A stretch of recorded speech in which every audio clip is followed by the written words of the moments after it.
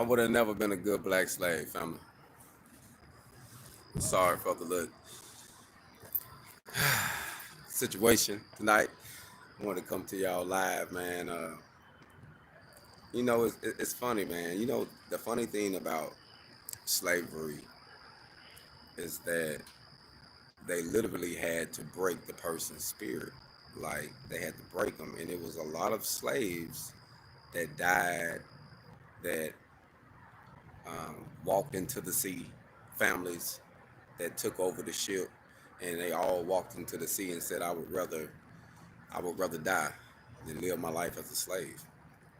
And I know I have that same spirit. Like, there's no way I could have been a slave. There's no way. They would have, they might would have got me in the situation, but then they would have had to kill me. You know what I mean? Or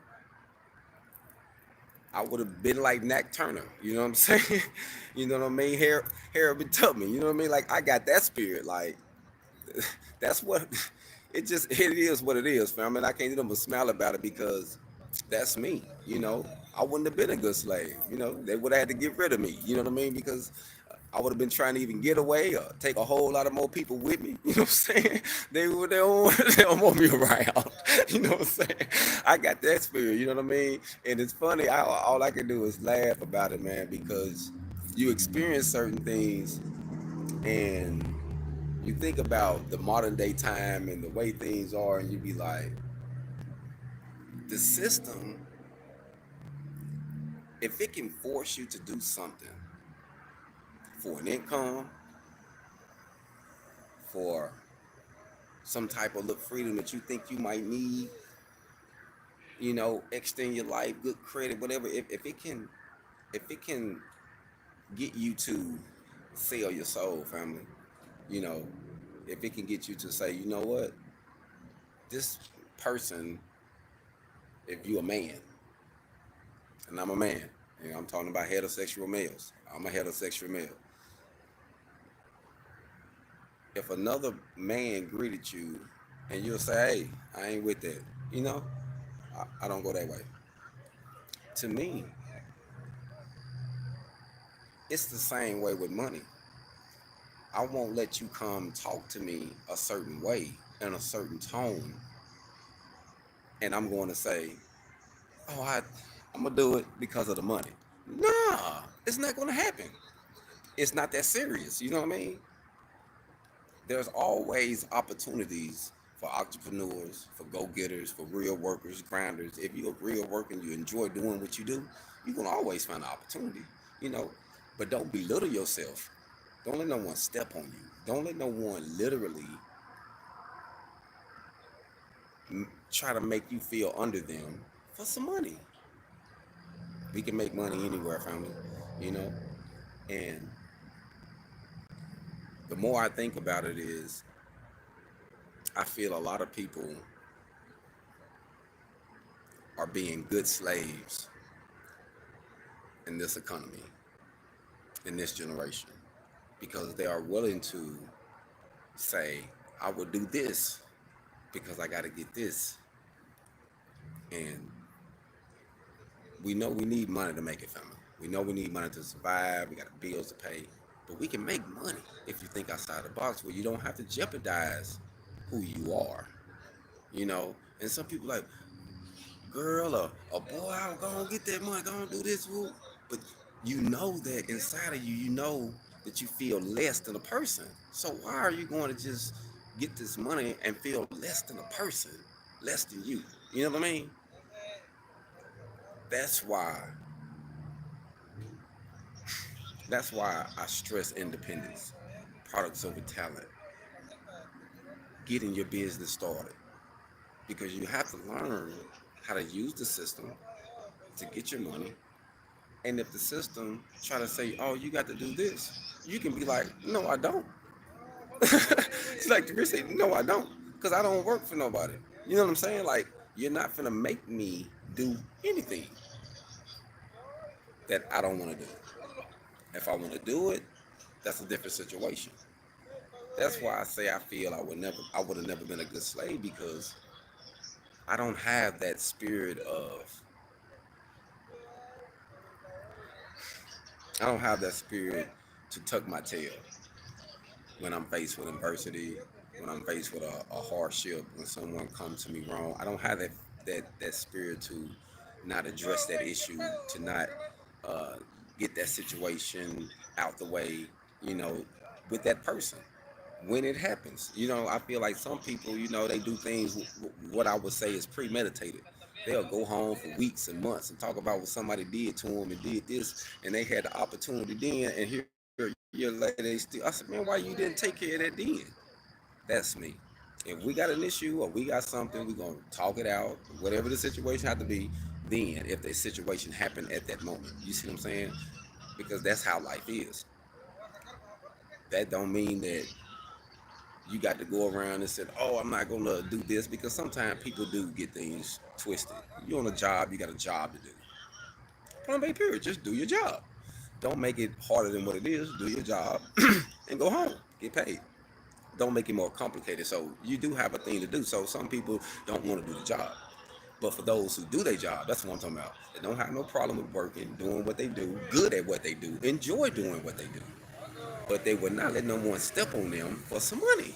You see what I'm saying? Or to compromise who they are, to sell their soul in a way where they know they're uncomfortable with this situation, but they're doing it for a certain reason, for a certain role, a certain scene, or to get this book, or whatever the situation is. I want to get to this certain place. I need to get this, I need to get this certain score. People jeopardize themselves and put themselves in slavery situations, especially now. Think about it. Everybody, stressing is about the money, and you do have to have money in this economy to make it. Now, we ain't saying, I mean, we know that's a fact, but you don't have to go out your way and belittle no one, or step on no one, or kill no one, or hurt no one, or or steal or whatever. I mean, there's so many ways to get it. That's one thing that I realized when I was growing up. I didn't understand.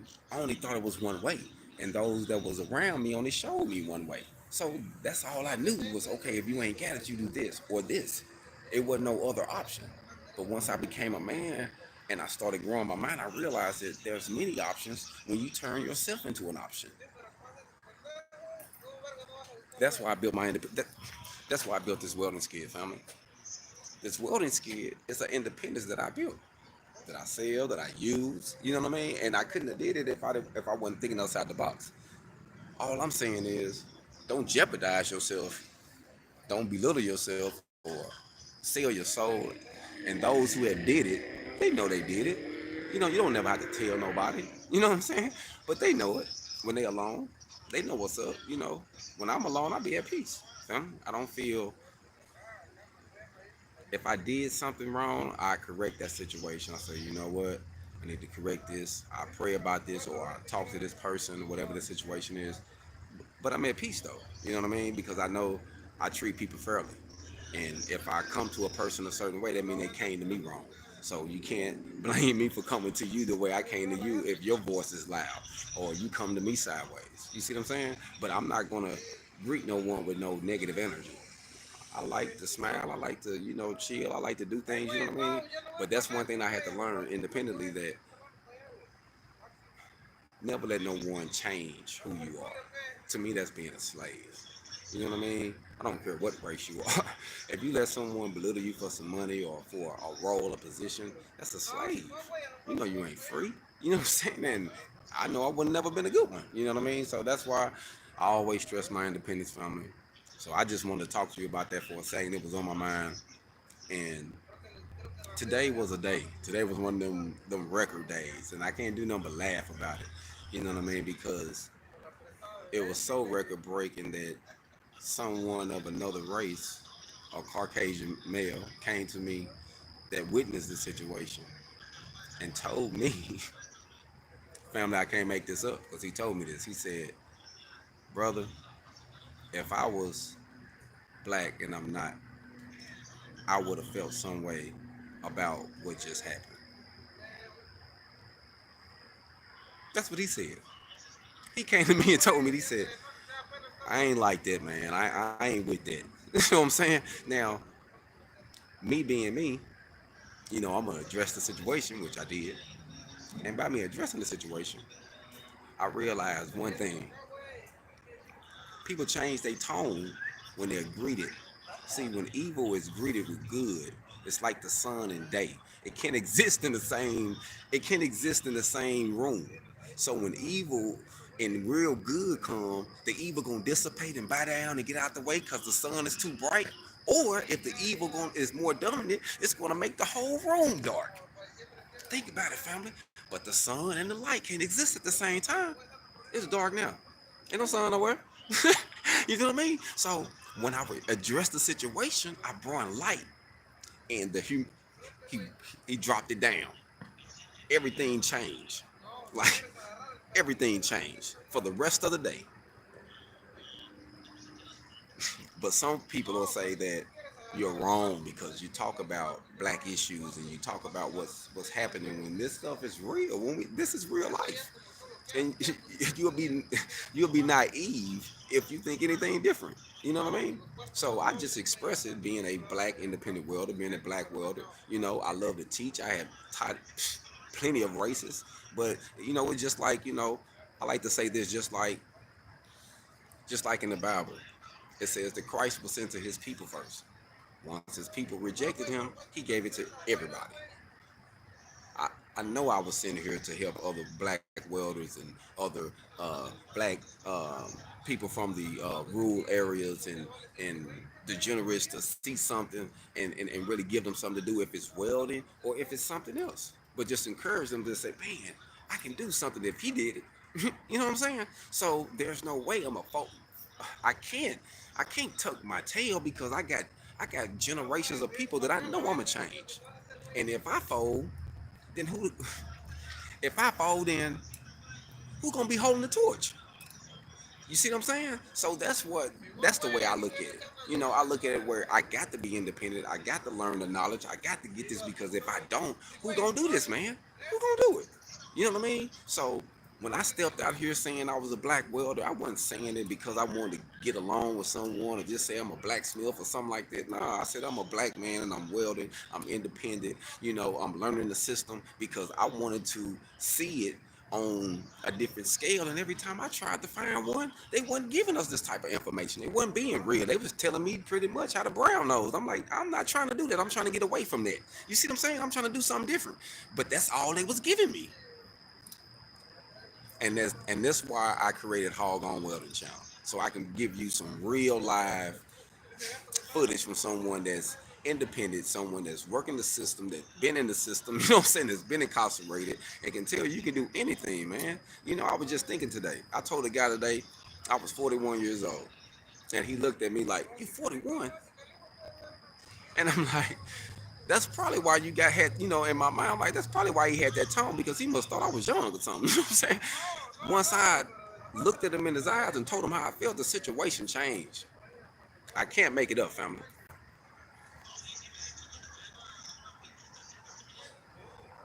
Nah, it's not too many of us. Salute, salute. Nah, it's not too many of us. And that's why I like to say that I'm a black welder. And people, oh, that's racist. No, it ain't. How is it racist? It's, that's what blows my mind. When you say you are who you are, someone want to say that you doing something. I never belittled anyone. I'd helped everybody. You know what I'm saying? You know what I mean? But I'm for my people, man. And I'm going to let you know how to win. I'm going to let you know how to use the system and get it. I'm going to let you know how to, you know what I mean? How to be independent, how to build products and get it. How to be able to learn independently, so you ain't gotta have no GED if you don't want to get one. Like, I'm gonna show you how to get that bag regardless. That's why I give the footage I give. Like, I'm not gonna everything I experienced, family, I had to experience the hard way. So why will I die and not pass on this information? Somebody can use it. I'm not going to be selfish. A lot of people say, man, the game to be sold, to be told. Man, it is what it is. One thing I do know about the game, you got to work it for it to work. So if I give it to you for free, like I drop this information, I drop some jewels, I give it to you for free, you still got to work it. You got to use it. You got to get off your butt and do something. You see what I'm saying? Like the old Outcast song. You got to. You know what I'm saying? So to me, those who get off their butt and do something, those the ones that's hungry. And just like Jesus, when he healed one of the lepers, he healed 10. Only one came back. Only one came back and say, hey, what can I do for you? I appreciate the blessing. I appreciate what you did for me. And you know what he told him? Just go out and tell other people what I done. But out of 10, only one came back. I'm cool with those odds. Okay, so out of 1,000, how many can I get? 100? Out of 100,000, how many can I get? 1,000? That's worth it for me. So I'm not gonna fold for no money, family. I'm not gonna do it. You know what I mean? I'm gonna keep it solid.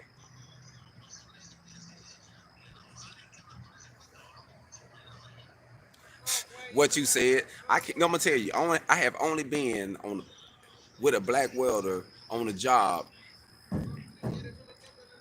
I can use one hand. I can count on one hand how many times I have been on another job with another black man welding on one hand. And I'm 41 years old, and I've been um, welding in the field now for 20 years. You know, come on. You know, I mean, come on.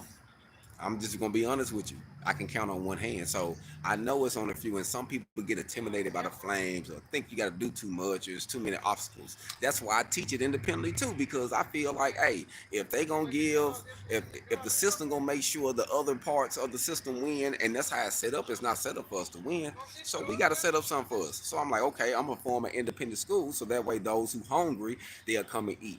And if they ain't hungry, then that's, a lot of people talk, but they don't want to walk. And those who really, really hungry, they say, hey man, I come, man, I work for you. Man, I come over there and do this, man. I ain't got the money right now, but I come do this. I done had many people do that. I said, man, I helped you. You know what I'm saying? Just because you that hungry. You know what I mean? He said, man, I ain't got it, but hey, I come over there and do this so I can get it from you. You see what I'm saying? I really want to learn welding. You know what I mean? So the system, man, hey, I'm gonna tell you something, man. The system will always take advantage of us, bro. You know, and I really believe that it is what it is. It's one of them things that it's always gonna be here.